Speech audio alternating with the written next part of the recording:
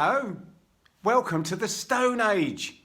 That's a really funny thing to say, isn't it? Welcome to the Stone Age. But that's your topic at the moment, the Stone Age, and it's really exciting and it's really big. The Stone Age went on for 3 million years. That's basically nearly all of the time people have been here. 3 million years. Can't even imagine how big that is. That was me trying to imagine 3 million years. You have a go. Try and imagine 3 million years. Can you imagine 3 million ants? I can picture about 100 ants. Now imagine about 1,000 ants all crawling on the floor. I can just about picture that. 1,000 ants. Now, can you picture 1,000 ants? No, it's gone. That's how hard it is to imagine 3 million years. It just is impossible. It's enormous. We're going to do some great Stone Age things, but first of all, let's imagine right here where you're watching this. It could be a school hall. You might be at home, but wherever you are in this country, imagine this. It didn't look like it looks now. Have a look out the window. I can see some cars. There certainly weren't any cars. I can see some buildings. Weren't any buildings. I can see some fences, some pavements. No. Some telegraph poles. No, they weren't here. This is what was here. Around you now, there would have been a lot of trees. A great big forest. It probably looked a little bit like this. Or a bit more, maybe a bit like this. Or even more, a bit more like this. Or even a bit more like this. We have a forest. There's a thick forest all over the country. But it's not just an empty forest. Oh no, here in the Stone Age, right where you are watching this film now, in this country, there would have been a forest full of creatures. How about this one? There may have been, wandering around, a giant deer. Enormous creatures. The deer itself is big. Imagine the antlers on top. Obviously, you just have to imagine the antlers because we can't see one now. What? You laughing? At my forest? My Stone Age forest? Anyway, back to the forest. Also, in this forest, in this country, in the Stone Age, a huge forest full of possibly giant deer. Also wandering with the giant deer could have been a hyena. Now, a hyena, you never see a hyena in this country now. You probably didn't even know that there was, what?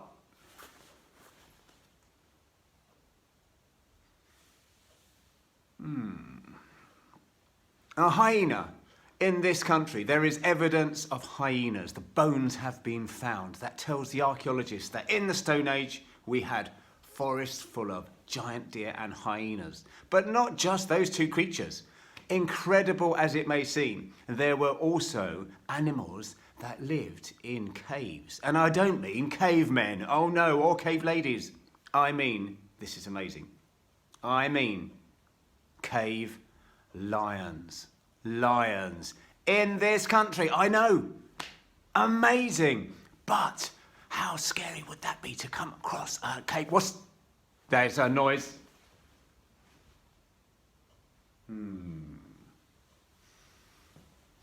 Cave lions in the forest in this country. In the Stone Age. Amazing. But it's not just cave lions, it's not just hyenas, and it's not just giant deer.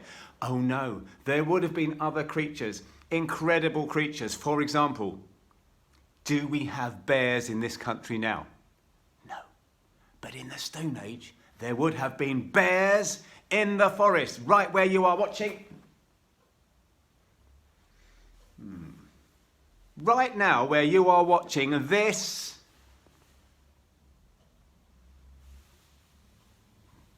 could have been Where you're sitting right now, there could have been a bear in the Stone Age. That's incredible, isn't it? But it's not just bears in the forest. It's not just giant deer. It's not just hyenas. It's not just cave lions. There would have been an incredible creature thundering through the forest sometimes. You may have seen, and this would be unlucky, you would have been unlucky to come across a rhinoceros. Terrifying, strong, and very noisy. I can hear something. Very, very terrifying to come across. I can hear something.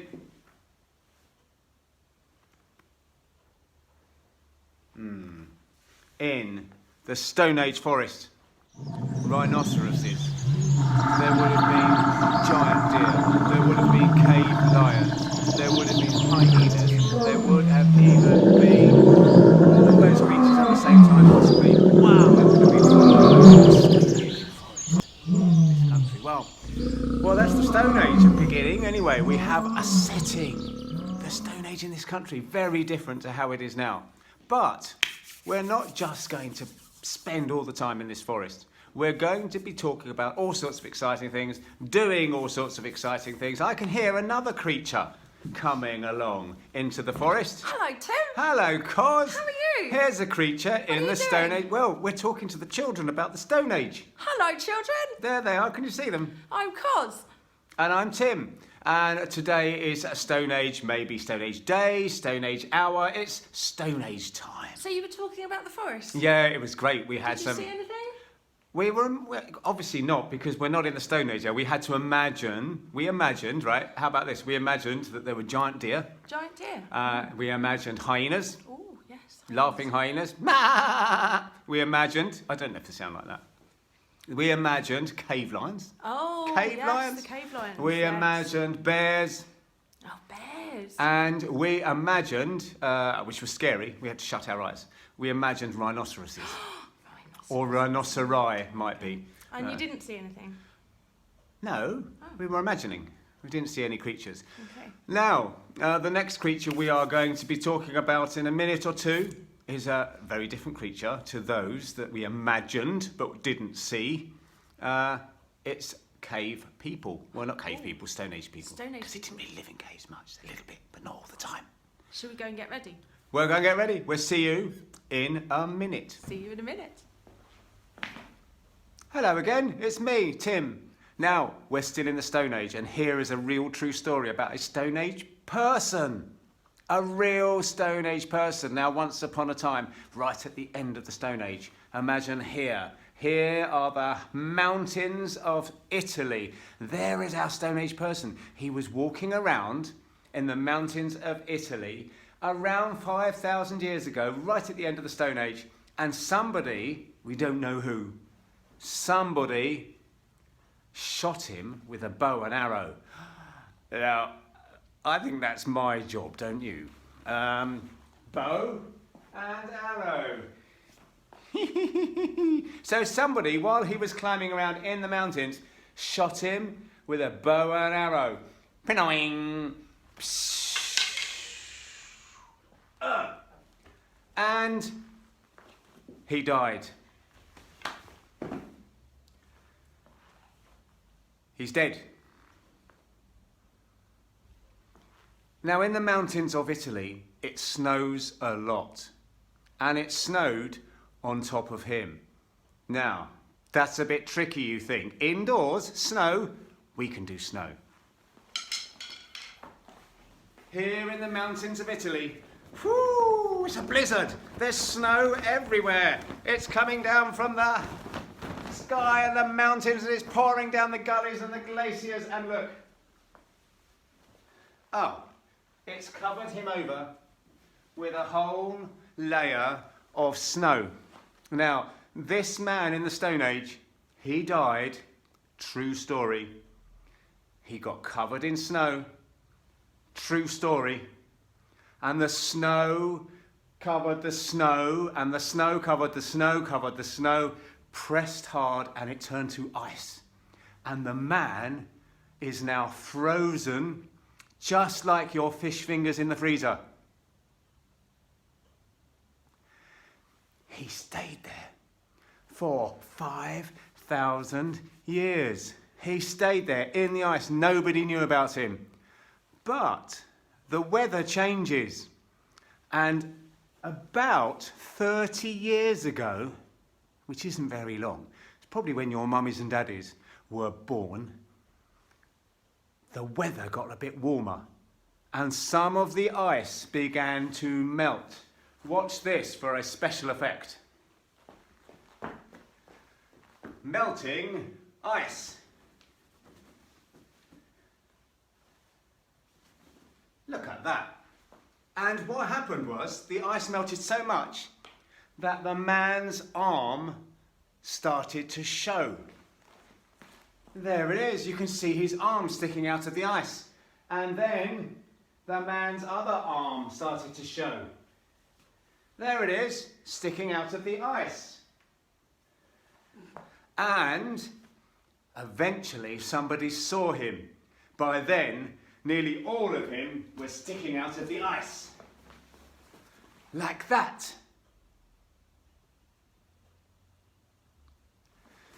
Now, of course, at first people were really worried there had been a murder on the mountains. Well, I kind of had been a murder on the mountains, but it was 5,000 years ago, so it's kind of a different sort of murder. And what they did, they sent for people to come and look at this man, and they realised he had been there for a very, very long time. And they carefully lifted him out of the ice and took him back to a laboratory where they could use all sorts of science. You're dead.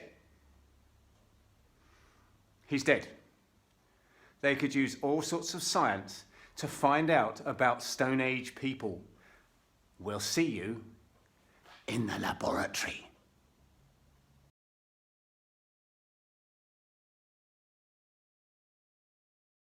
Hello, we're back. The laboratory, I'm afraid, was out of action. Double booked. So we're here. We're going to... Coz, you don't mind helping? No, I don't mind helping. The laboratory is where the man from the ice was taken, and the scientists looked at him very closely indeed, and they discovered an awful lot about Stone Age people. First of all, believe it or not, he had all his clothes on still after 5,000 years. For example, he had a little jerkin made out of animal skin, a bit like this. Good. There we are. He has a little jerkin over the top, but that's not enough to keep you warm in the icy, snowy mountains. He would have had, he had a fur skin over the top, kind of like a little cloak around his shoulders, a little bit like this. Like this. Still not enough. He actually had a cloak, a full cloak, made out of grass of all things. A grass cloak. And that looked a little bit like, oh, Coz, are you still helping? You're still here helping? Excellent. A bit like this. Are you warming up now? Yes. Got a lot of nice clothes on. Excellent. Then they started looking more carefully, more closely at Otztal, the man in the ice. And they found out by looking very carefully that he had a brown curly beard like this. Ha! Yes, he was starting to look more like Coz, or is Coz looking more like him? They looked even more closely and they found, as well as a brown curly beard, lots of a brown curly hair, a bit like this. Ha! Like that. I bet he's nice and warm now. Oh yes, still ready to help us, Coz? Oh yes. Yeah. They had a really close look at his skin, and they found out that actually he was covered in tattoos. 50 tattoos. Not any old tattoos though. These were straight lines, dots, and crosses. I wonder what they meant. Have a chat about that later on, maybe. But this is what they look like, a bit like this.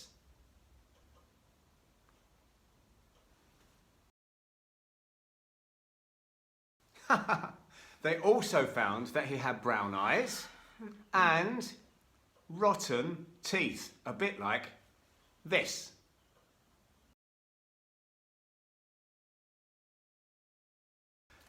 Also, he had a fantastic furry hat on to keep that snow out. He probably would have looked a bit like this. And amongst other things, some of his possessions, he had a dagger. Whoa! He had a dagger. Dagger was a bit like this. There's his dagger, and he had a bow and arrow. Is that your bow and arrow? Thank you. He had a little pouch like this, made of leather. Inside, we think, is his medicine. It was various different types of plants. Would you like your medicine? Thank you. Here we have our Otzi. Thank you for helping, Coz. A round of applause for Coz.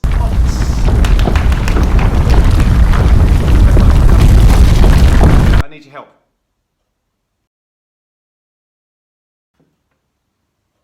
Hello, you're back. There you are. Excellent. This is exciting.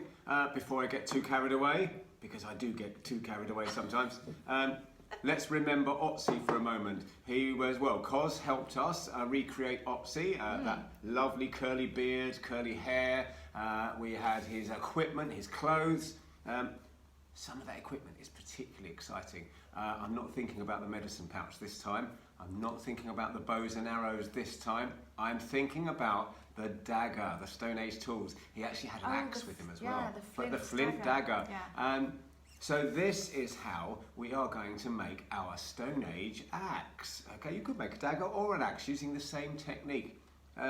You would choose, of course, first of all, a nice strong handle like this, a nice stout piece of wood that you feel is about the right length.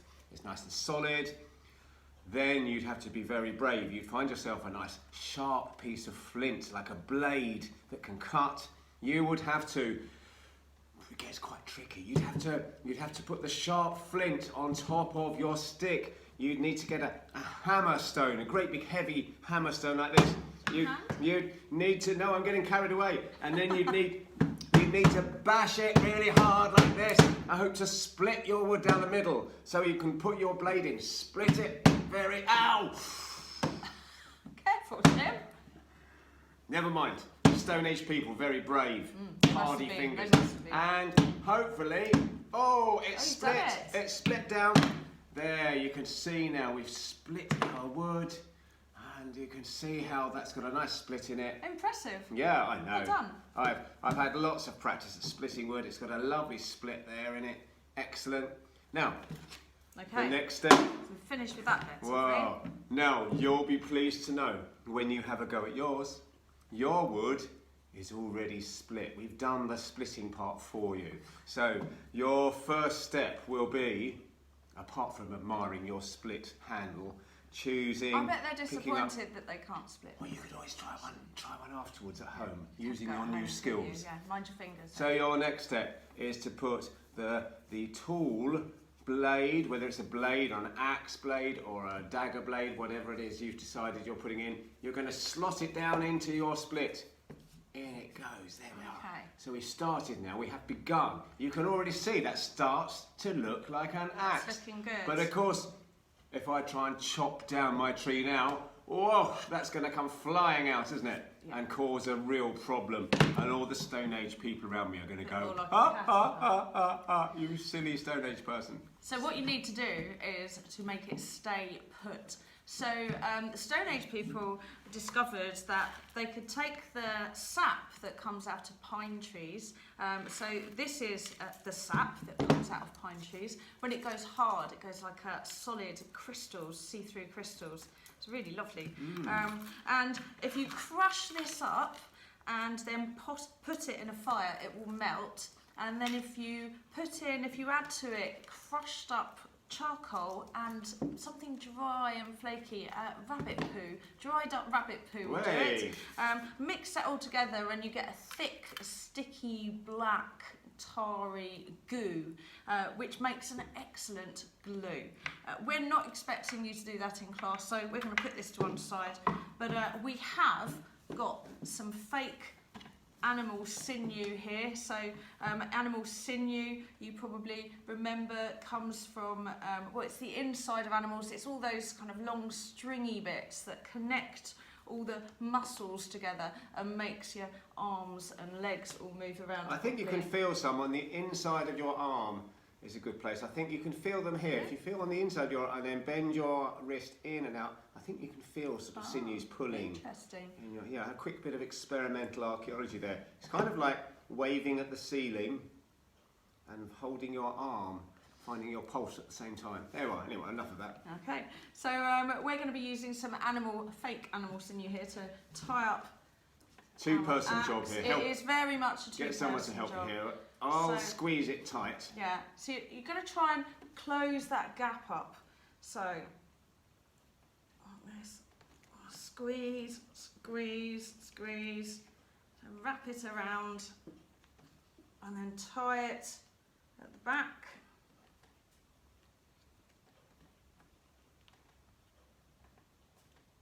You need to learn how to do knots to do this one. And we'll tie it at the bottom as well. Squeeze.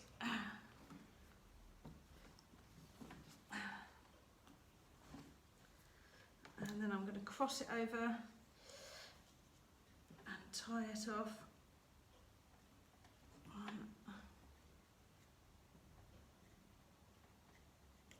2. Okay, so there you have it. Your Stone Age axe. Well, fantastic. Now let's just imagine I've added the glue, I've got it all set. Hey, I'm off to chop down a tree. See you later. See you later.